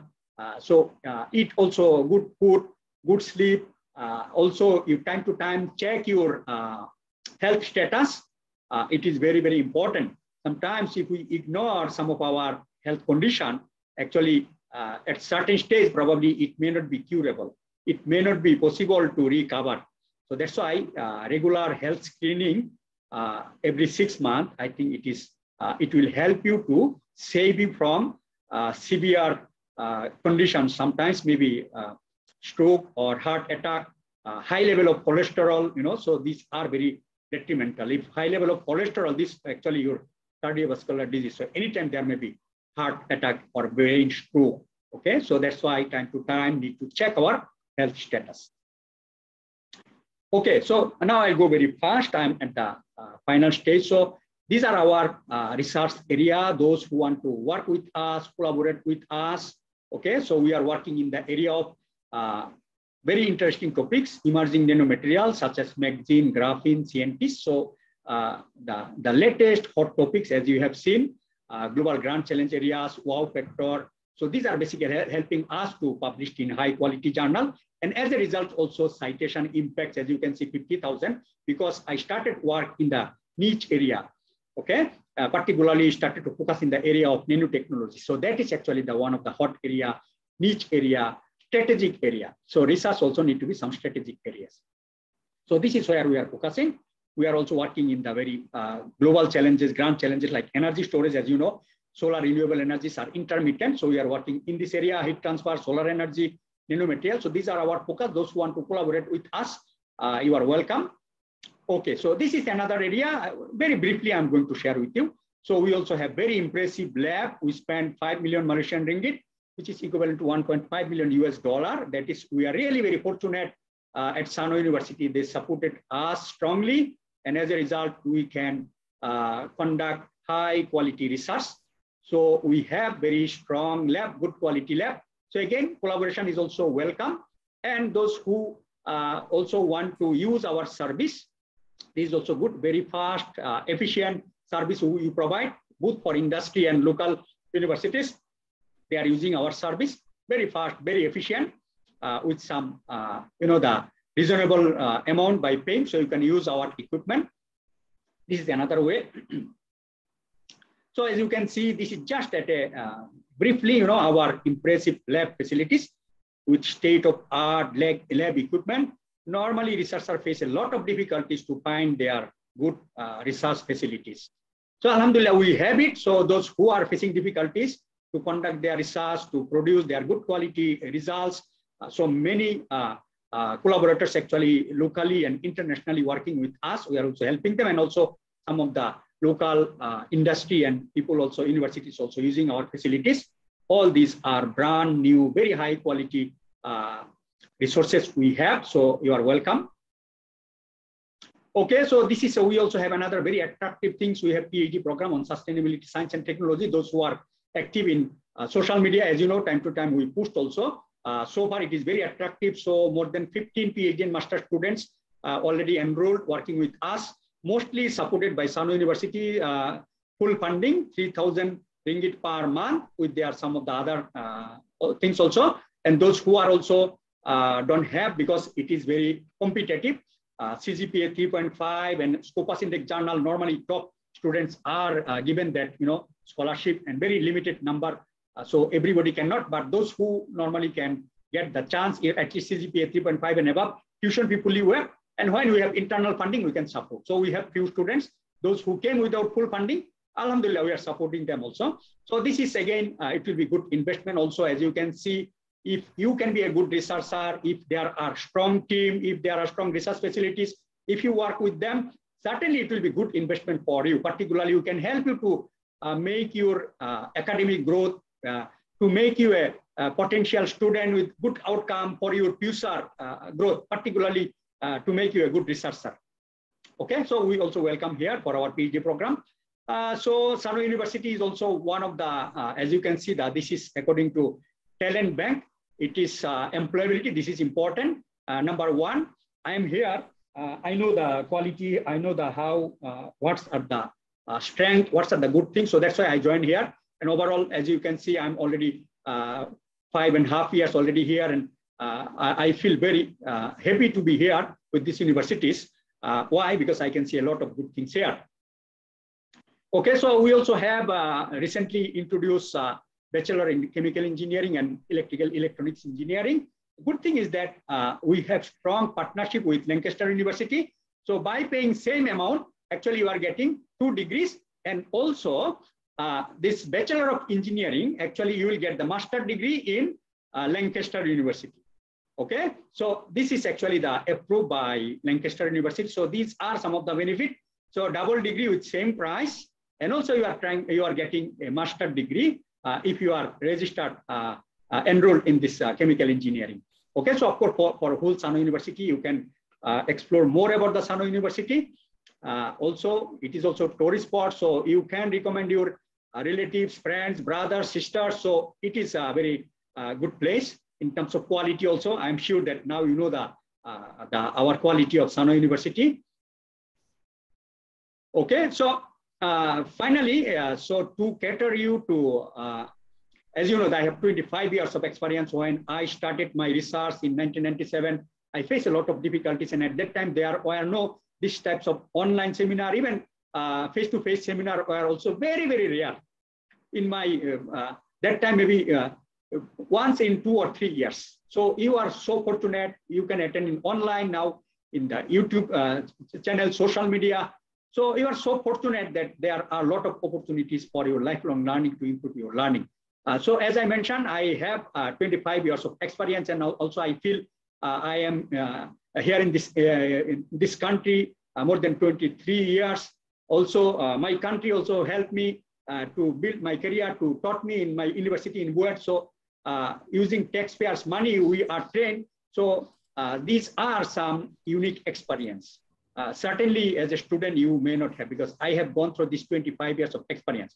I have managed many students. I have managed many big grants. I have worked with the international people. As you have seen, I have worked as an examiner, reviewer, evaluation panel member. Alhamdulillah, so much experience. So I feel if we don't if I don't share this experience to scientific community, those who are facing challenges, so I think this is something is not encouraging. So that's why I feel obliged, and I feel much more happy, more than happy to share my experience, so that scientific community, particularly young researcher, can be a better researcher, can be better than me. So one day, so that they can be a professor, they can be an associate professor, they can be a world-class researcher, they can work at MIT, they can work at Harvard, okay, they can support their parents, they can support their countries. Actually, that is one of my goal, and particularly, I have, alhamdulillah, gained so many things.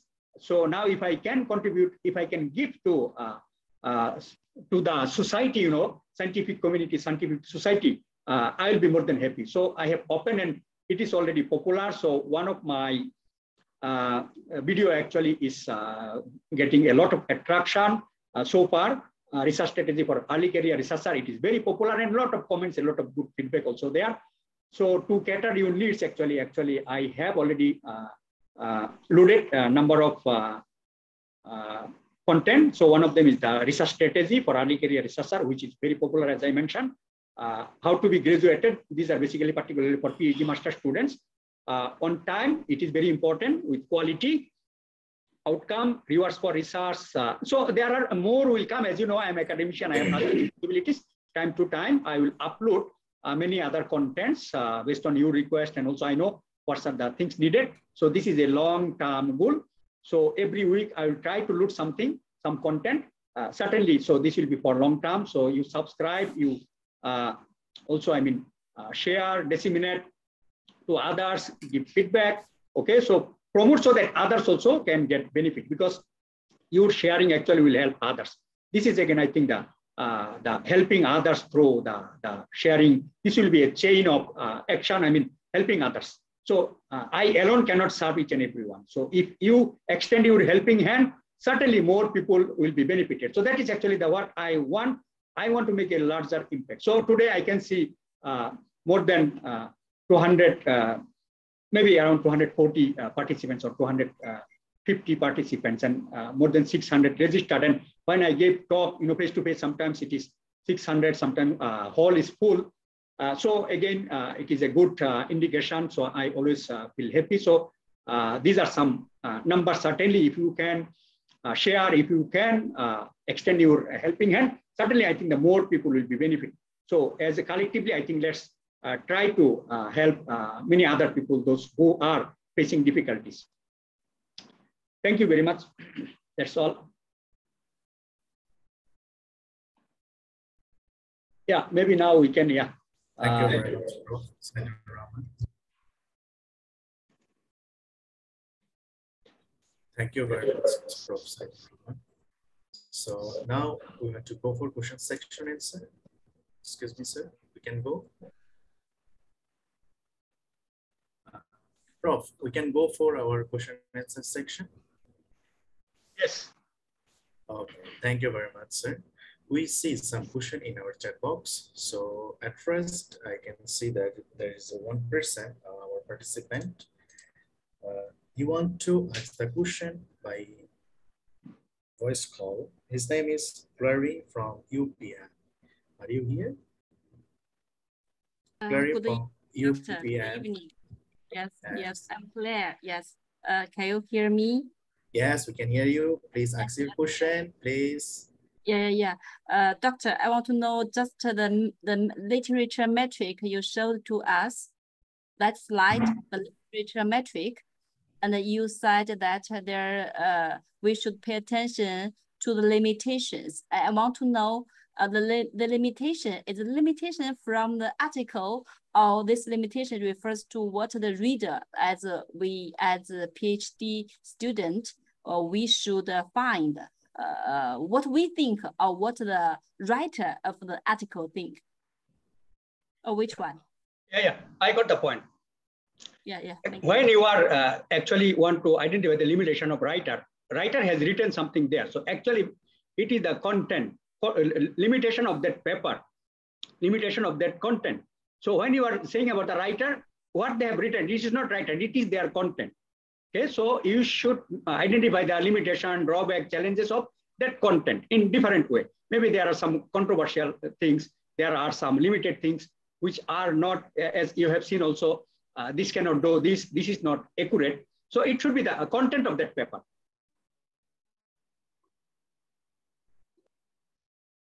Yes, that you mean that we should think, we should find out the limitation of the article, right? Yeah, correct. Yeah. Yes, thank you. Thank you so much. That's very helpful for us to read the articles. And maybe it's very better for us to find the research gap, right? Yeah. Yes, thank you. Thank you so much. Yes. Ladies and gentlemen, one thing is I want to remind, there is an attendance link in our chat box for the certificate purpose. Those who are not registered in this link, please register for the attendance and we will provide a certificate. All right. Dr. Rahanul Islam, you have question, please. Are you here?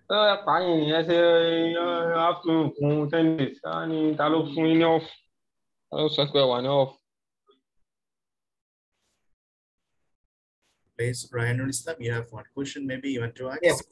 Yes. Assalamualaikum warahmatullah. Can you hear me, please? Yes, we can hear you. Okay. Yes. First of all, I would like to say thank you to BSUM to arrange this meeting and meet to one of the finest Prof. I have a question to Prof about myself. I'm is going to be a graduating student for undergraduate. I have discussed with some senior brother here. I'm from IIUM. This question to Prof. Prof, how I can prepare myself for my master's, as I have very much interest for research field. So far, you have explained in your discussion, but I want to hear from you that how I can go further and how I can start from the beginning. So your question is how you want to make a plan, right? You are just starting your master's or PhD? Prof, just I'm going to finish my undergrad. Next semester will be my. I already finished my academic part. Okay, so you finished your undergrad. Now you are master. Planning for postgraduate studies. So how you can plan, how you can prepare, how you can get ready? That is your question, right? Let me clear yes, your Prof. question. I want to go for master. Yes. So there are two types of master. One is by coursework, one is by research. So if you go for coursework, there will be just finally a thesis, not much research work. So if you go for research work, so first what you should do, you should study. The first stage is to discuss with your supervisor what should be the topics. What is your expertise? What is your supervisor is looking for, or where you are going to get your scholarship? So if I should say the topic, so what is your expertise area? For example, you are electrical and electronics engineering in that area. That is your expertise, and or you are very good at mathematics. So that is your expertise. This is your interest. So in that area, try to find a suitable supervisor who can fund you, who has enough experience. Then start to communicate. Before communication, you also need to get ready. You need to do your homework, what you want to do, which topics you want to do. Who are the professors? Okay. For example, you are looking for your master's at University of Malaya in electrical electronics engineering. So who are the professors there? Who are prolific professors? Who has lab? Who has publication? Okay. And then you make your own preparation, how strong you are. What is your CGPA in undergrad? What was your thesis? In which theoretical subject you are strong? You make your some good indicators. Your IELTS, your English language. For example, today you attended this seminar. All these good things you highlight, and then you start to say, in briefly, this professor that, yeah, this is my credentials. This is my CGPA. These are some of my achievements. These are some of my skills. And I found you very potential supervisor. Okay, you have so many students, you have so many experience, you have good quality paper. So I want to work with you. That is the way. So if, let's say, he or she agrees, and then there will be a discussion that what will be the topics. So once you have decided the topics, then you need to do the literature study. Then you need to come out with your aim, purpose, goal, that is SMART objectives. In the meantime, you can write your, you can plan for 3 months a review paper also through this literature study. You also can identify some of your novelties. So once you start this, one is your own preparation, communication, topics. Okay, once decided or once there is a mutual agreement between supervisor and you, then basically it is something is agreed that this will be topics. Once topic is done, then what you need, you need your aim and goal. That is actually objectives. To come out with objectives, you need to study the literature. Okay, to study literature, first you download few good quality review paper, because that will reduce your time. One review paper may be equivalent to the 400, 500 paper summary. So try to understand, try to read, and as a result, come out with the draft objectives, and then you discuss with your supervisor. Once a draft objectives are decided, that's what you are going to write a proposal also during your admission, right? That's one thing I forgot. Okay, research proposal also you need to submit when you are going to apply. So that proposal also you need to study literature, you need to put the title, you need to put the objectives. That may be a draft, and once actually finalized and approved your admission and you got the offer from that university, then you can start discussion with the supervisor. So your topic is already there, you have done some literature now. After a little bit more literature study, you fine tune your objectives, and then this is the way to start your, then design your method, design of your experiment. In the meantime, after 3 or 4 months, submit a review paper. Okay, so I think this is the way to start. Those who are new researcher, I mean, particularly from undergraduate to PhD, a master's or PhD, even some undergraduate with CGPA 3.7 and above can be directly enrolled into PhD. Okay, I hope that answers your question. Okay, sir. Thank you so much. I appreciate. Thank you very much, sir. We have another question from Shoaib Anwar. What is the difference between brief analysis of the state of art and description of the research project? This question from Brother Shoaib Anwar. Can you repeat the question, please? Okay, sir. What is the difference between brief analysis of the state of art and description of the research project? This is the question actually, sir. So this is about the state of art. His question is about the state of art, brief analysis. A brief analysis, state of art, and description of the research project. Yeah, I'm not very clear. Anyway, so he's talking about what is the difference between brief analysis and research project? What is the difference between that? Difference between brief analysis and the description of the research project. Okay, so basically the analysis and discussions are sometimes same meaning. Analysis, critical interpretation, discussion. So what is the two things in original papers? So one is the result, data. Okay, so results and data and discussions are different if you want to differentiate. But if you want to differentiate analysis and discussion, to me, I think there is no major differences. So analysis and discussions, interpretation, critical analysis are same. So one is the result in the form of tables and figures, and then there are discussion. That's what we can say the analysis, critical analysis, reasoning phenomena, critically discuss, validate, compare. So this is what I can explain. Okay, sir. Thank you, sir. So I have another question. What were Bloom's taxonomy for? Please, I didn't understand. Yeah, okay, yeah, that is interesting question. Yes, sir. As you know, the Bloom's taxonomy is actually educational pedagogy. So as we know, we do undergraduate studies. Sometimes we do some of the activities like, classify, define, interpret. So this is to address the level.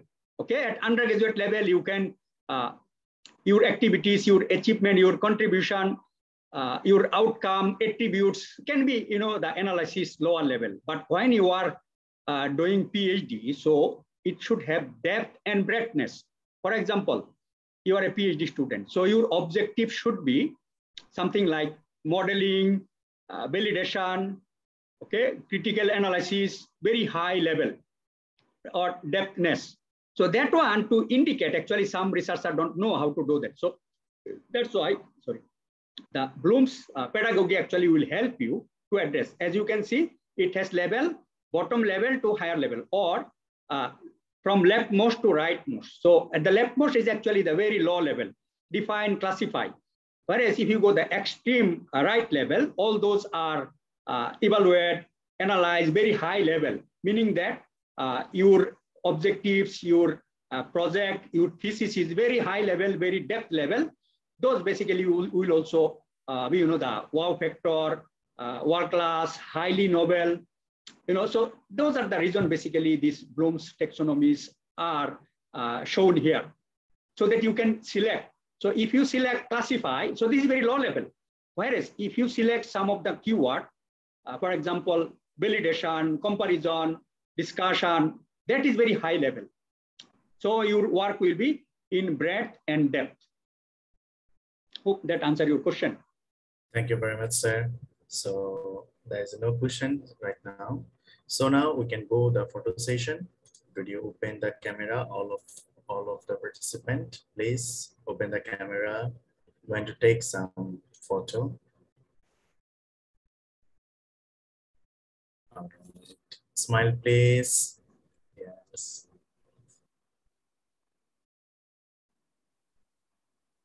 All right. Thank you very much to see their face. So thank you very much, Prof. Ladies and gentlemen, on the behalf of BSM Organization Committee, once again, I'd like to... I think the photo session, can you do it on one more time? Okay. So you want to take more photos, right? Yeah, I think that would be fine. There are 6 pages. Can you please open your camera, all of you? Just. Okay, please open your camera, please. We want to take some pictures. Excuse me. Please unmute. Mute your microphone. Mute your microphone. Please. You cannot host start your video because the host has disabled it.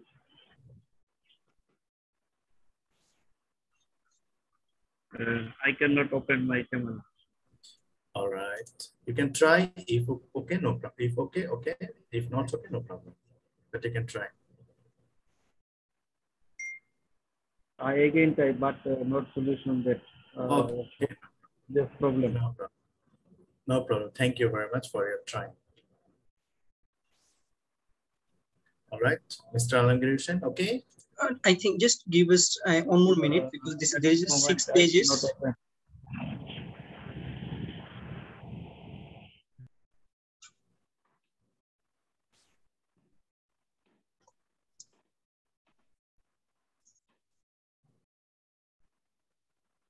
Smile, please.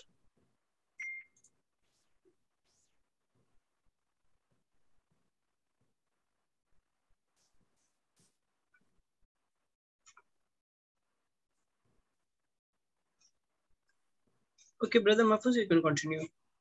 All right.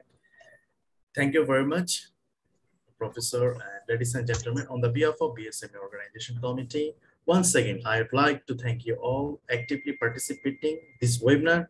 We are looking forward to meet you again in our future events. I apologize for any flaws and technical issues.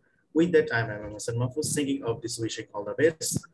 Thank you very much. Take care and stay safe. Assalamu alaikum. And sorry for that, for our technical problem. Inshallah, see all of you in our coming events. Just stay tuned on our social media platform. Inshallah. Thank you, Prof. Saidur Thank you Rahman, very much, Prof, for Thank you. Thank you, BSM. Thank you, all participants. Sorry for thank you, Prof. little bit of disturbance. Thank you. Okay. Very much, Prof, and thank you for the organizers. Thank you. Well done. Thank you. Thank you. Thank you, everyone. Bye-bye. Bye-bye.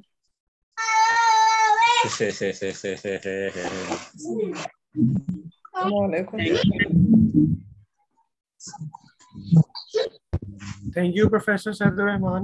It was a good session with you. Thank you so much. Allah Hafiz.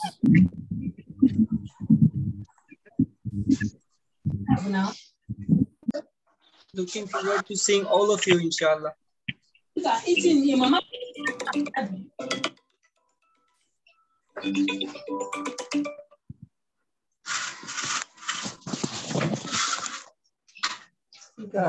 Prof, and it's a very nice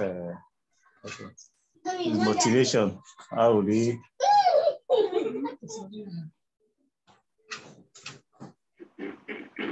Thank you so much, sir. Assalamualaikum.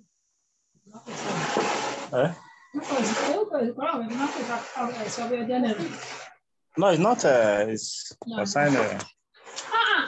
Move it from here. Face your foot so you go sharp, sharp.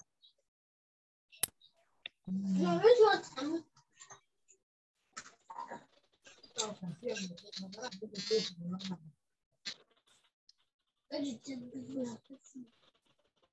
Sit big now.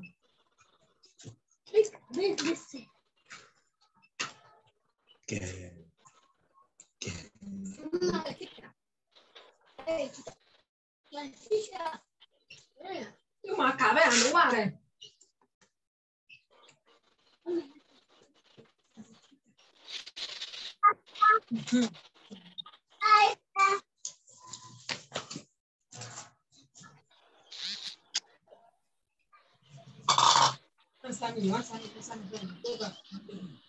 Yeah, Mr. Farouk. Sir? Assalamu alaikum. How are you? Wa alaikum salam. I missed your call. Yeah.